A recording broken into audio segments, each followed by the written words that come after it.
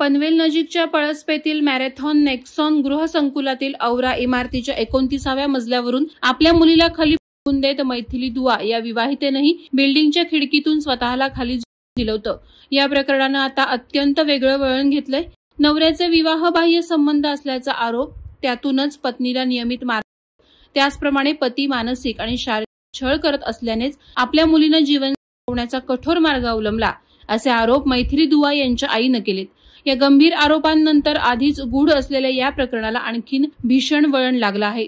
पती आशिष दुआ यानंच तिला प्रवृत्त केलं असा दावा सासूनं जावयाविरोधात करताच पनवेल शहर पोलिसांनी नवऱ्याला अटक केली आहे। दरम्यान पनवेल शहर पोलिसांनी दोन्ही मृतदेह ताब्यात घेऊन मयत मैथिली हिच्या विरोधात गुन्हा दाखल केला होता।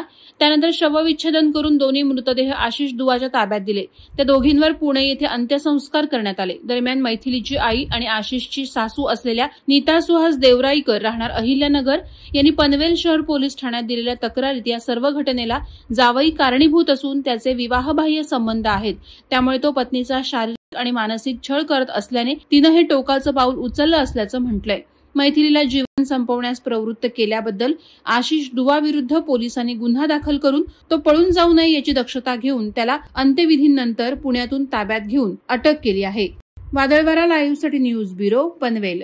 नवी मुंबई व रायगड जिल्ह्यातील ताज्या बातम्या आणि घडामोडींसाठी सबस्क्राईब करा वादळवारा लाईव्ह चॅनल आणि दाबा बेल आयकॉन।